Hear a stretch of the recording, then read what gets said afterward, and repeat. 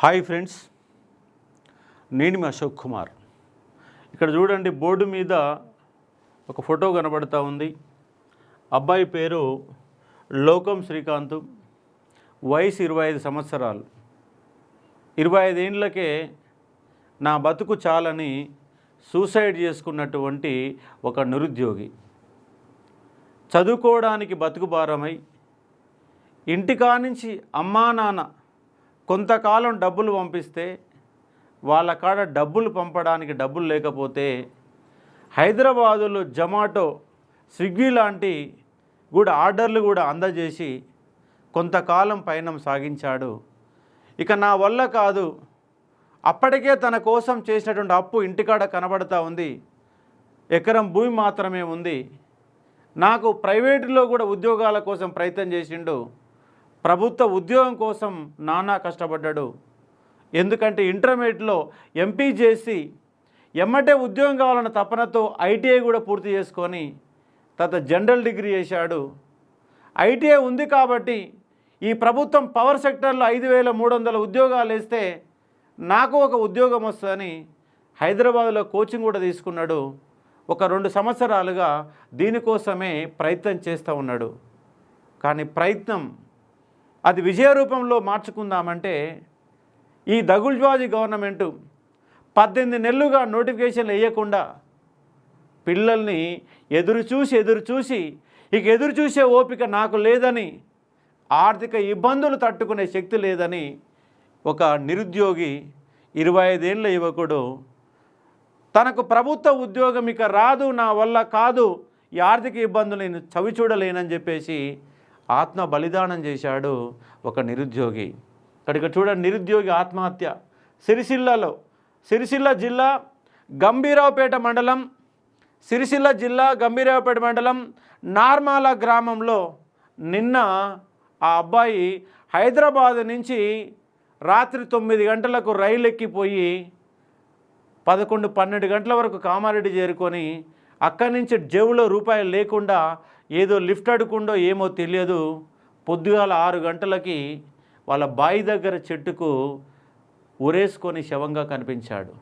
ఎవరో గట్టిగా కూతలేశారు, ఎవరో చనిపోయారని దగ్గర పోయి చూస్తే ఒక నిరుద్యోగ యువకుడు ఆ లోకం రాముల యొక్క కుమారుడు అని చెప్పేసి చెప్పడం జరిగింది. కానీ ఇక్కడ చూడండి, వీళ్ళ పరిస్థితి చూస్తే దీనంగా మనకు కనబడుతుంది. వాళ్ళ తండ్రి ఆల్రెడీ ఆయనకు పక్షవాతం వచ్చింది. కొంచెం ఓపికతో చూడండి, ఇక్కడ ఆయన పరిస్థితి కూడా ఎట్లా ఉందో చూడండి. నడవడం కూడా కష్టమే, పక్షవాతం వచ్చింది. ఇప్పుడు ఉన్నటువంటి ఒక కొడుకు మరణించాడు, ఒకగానొక కొడుకు మరణించాడు. రేపు వాళ్ళకు దిక్కనే ఒక పరిస్థితి. ఒక అక్క కూడా ఉన్నది. కానీ ఆశలన్నీ కూడా కుటుంబానికి వారసుడు కావాలని కూతురు ఉన్నప్పటికీ కూడా ఓ కొడుకును దత్తత తీసుకొని పెంచుకున్నటువంటి వ్యక్తే ఈ యొక్క శ్రీకాంత్. చివరికి 25 ఏళ్ళు పెంచితే అటు గవర్నమెంట్ ఉద్యోగం కూడా తనకు తపనతో బయలుదేరిన అతను చివరికి వాళ్ళ శవం రూపంలో కనబడుతున్న అంశాన్ని ఇక్కడ అర్థం చేసుకోవచ్చు. వాళ్ళ నాన్న చెప్తుంటే మేము అక్కడికి పోయాం, ఈరోజు అక్కడికి పోయి మేము కలవడం జరిగింది, వాళ్ళ కుటుంబంతో ముచ్చటించడం జరిగింది. వాళ్ళ నాన్న మాట్లాడుతుంటే మాట్లాడలేకపోతున్నాడు. తల్లి ఏడ్చి గొంతు మొత్తం పోయింది, నోట్లకెళ్ళి మాట కూడా వస్తలేదు. ఇలాంటి దౌర్భాగ్యమైన పరిస్థితులు ఈ ప్రభుత్వాలు కల్పిస్తున్నాయి. అందుకే మన వంతుగా మనం స్థైర్యంగా ఉందాం, మిగతా విద్యార్థులని స్థైర్యంగా ఉంచే ఒక ప్రయత్నం చేద్దాం. దాంతోపాటుగా ఇవాళ నల్గొండ జిల్లాలో కూడా రూపన్ అఖిల్ నల్గొండ జిల్లా చిట్యాల మండలం నేరడ గ్రామంలో కూడా మరో 25 ఏళ్ళ నిరుద్యోగ యువకుడు పట్టాల కింద తలకాయ పెట్టి సూసైడ్ చేసుకోవడం జరిగింది. ఇట్లా తెలంగాణ రాష్ట్రం వచ్చినాక ఎన్నో మరణాలు జరిగినాయి. ఈ కాంగ్రెస్ గవర్నమెంట్ అధికారంలోకి వచ్చినా కూడా 6 ఆత్మహత్య చేసుకున్నారు. ఈ వరుస ఆత్మహత్యల కథనాల పైన మరొక వీడియోలో చెప్పే ప్రయత్నం చేస్తాను. ఇక్కడ నేను చేసే రిక్వెస్ట్ ఏంటి సార్ రిక్వెస్ట్ అంటే, నిరుపేద తల్లిదండ్రులు ఉన్నాడు, వాళ్ళకి ఇలా కుటుంబమే గడవని ఒక పరిస్థితి, ఒక పాత ఇల్లు ఉన్నది. కాబట్టి మన వంతుగా మనం కూడా సహాయం చేద్దామని చెప్పే ప్రయత్నం చేస్తున్న ఆ అభ్యర్థికి సంబంధించినట్టు వాళ్ళ బావ యొక్క ఫోన్ నెంబర్ ఇవ్వడం జరిగింది. నా నెంబర్ ఏమి ఇవ్వలేదు, వాళ్ళ బావ యొక్క ఫోన్ నెంబర్ ఇవ్వడం జరిగింది. ఫోన్పే 9849408894. రాసుకునే వాళ్ళు, పెద్ద మనసు ఉన్న వాళ్ళు ఎవరైనా, నిరుద్యోగులైతే కనీసంగా 100 రూపాయలైనా కొట్టండి. నిరుద్యోగులు కాని వాళ్ళు, ఈ వీడియో చూసిన వాళ్ళు, ఆ కుటుంబానికి నా వంతు సహకారం అందిస్తా అనుకుంటే మీ తోచిన సహాయం చేసి ఒక ప్రయత్నం చేయమని నేను రిక్వెస్ట్ చేస్తున్నాను. నేను కూడా నాకు తోచినంత సహాయం చేశాను. ఇలా పోయి ఆ అభ్యర్థి కుటుంబాన్ని పరామర్శించడం జరిగింది నా యొక్క వంతు బాధ్యతగా. కానీ నిరుద్యోగులారా, ఆత్మస్థైర్యాన్ని కోల్పోవద్దు. ఈ దిక్కుమాలిన ప్రభుత్వాలు, ఉద్యోగాలు, గవర్నమెంట్ ఉద్యోగాలే ఒకటే లెక్క కాదు, ప్రైవేట్ రంగంలో కూడా ఉద్యోగాలు దొరుకుతాయి. అది కూడా కాకపోతే ఇంటికాడ వ్యవసాయం చేసుకొని అయినా కూడా మనం నిలబడే ఒక ప్రయత్నం చేద్దాం, కానీ ఆత్మ బలిదానాలు మాత్రం వద్దని చెప్పే ప్రయత్నం చేస్తూ ఉన్నా. కానీ దయచేసి ఈ యొక్క సిరిమల్లె లోకం శ్రీకాంత్ 25 ఏళ్లకే కనుమూసిన ఒక సంఘటన. వృద్ధ తల్లిదండ్రులు ఉన్నాడు. కనీస గమ్మత్ ఏంటంటే ఆయన పక్షవాతం వచ్చి 2 ఏళ్ళు అవుతుంది. గవర్నమెంట్ కూడా సదరం సర్టిఫికేట్ ఇచ్చింది. కానీ ఆయనకు వృద్ధాప్య పెన్షన్ ఇస్తున్నారు, కానీ వికలాంగ పెన్షన్ ఇవ్వడం లేదు.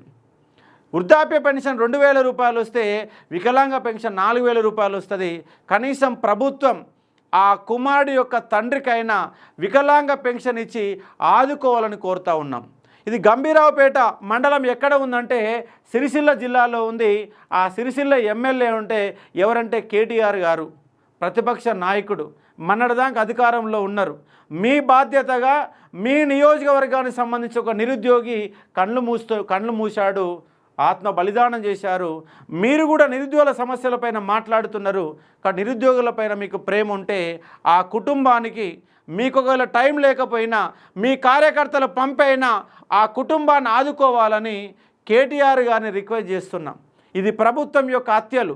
కాబట్టి ప్రభుత్వం తక్షణమే స్పందించి ఆ కుటుంబానికి ఎక్స్గ్రేషియా ఇవ్వాలని డిమాండ్ చేస్తున్న. కనీస వృద్ధ తల్లిదండ్రులకి ఒకరికి వికలాంగ పెన్షను, మరొక వృద్ధాప్య పెన్షన్ ఇస్తే వాళ్ళ జీవితకాలం అన్నా కొనసాగడానికి అవకాశం ఉంటుంది.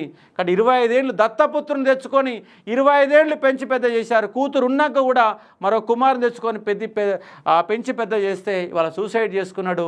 ఐటీఐ చేసిండు, గవర్నమెంట్ ఉద్యోగం కోసం ప్రయత్నం చేసిండు, గ్రూప్స్ ప్రిపేర్ అయ్యే ప్రయత్నం చేసిండు.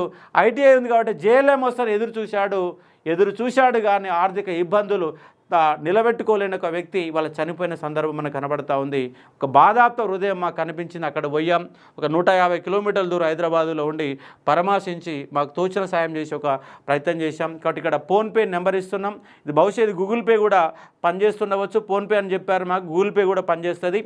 9849408894. ఈ నెంబర్ ఎవరిదంటే వాళ్ళ సొంత బావ సిరిమల్లె వెంకటరమణ అని చెప్పేసి ఫోన్పేలో కనబడుతుంది.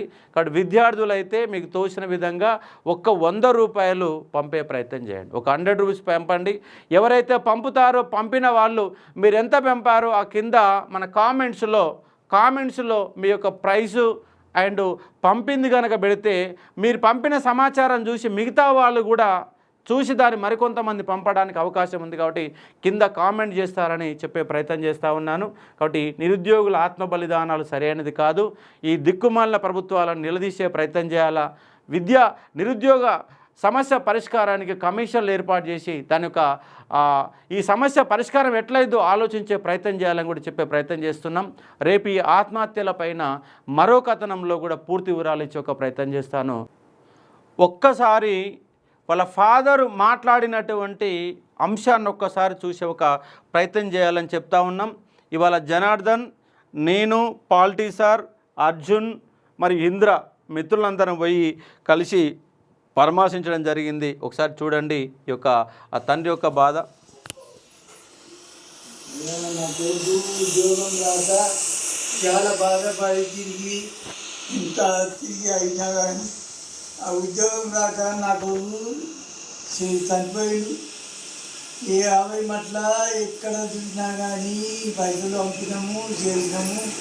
మరికల్లో పైసలు తీసుకుంటా పంపి కొడుకు మంచిగా చదువుకోరాకే 10 ఏళ్ళు చదివించినాము. ఎట్లా ఉద్యోగం రాక నా కొడుకు ఇట్లా ఇంకా చెడిపోయింది అయ్యా. నేను మేము మా బతుకులేక నాకు పక్షవాతం వచ్చి చేతులు మా ఆమెకు నడుము ఆపరేషన్ అయింది. ఆమె లేకపో పని చేయకపోయింది. మా బతుకు ఎట్లా కావాలి? మీరు అన్నీ ఆలోచించేయి, దయచేయి. మాకు ఎట్లా చెప్తారో నీకు దండాలు పెడుతున్నా. అయ్యా రాదు, మా బతుకు కాపాడండి అయ్యా. నా కొడుకు పోయిందంటే మేము బతకలేము. మాకు ఏ పిల్లలు ఒకడే కొడుకు ఒకటే బిడ్డ తండ్రి. దేవుడికి తెలియదు తండ్రి. ఎన్ని కంపెనీలలో దిగినా కానీ కొడుకు ఉద్యోగం రాలేదు. ఇంగ్లీష్ చదివేయలేదు, తెలుగు చదివించడము ప్రత్యేక అయిపోయింది. 2 ఏళ్ళ మళ్ళీ ఏ చక్కబాయ కొడుకు ఇట్లా చేస్తున్నాడు. కొడుకు చేసుకొని బాధపడి అంట చనిపోయింది అయ్యా శిక్షుడు.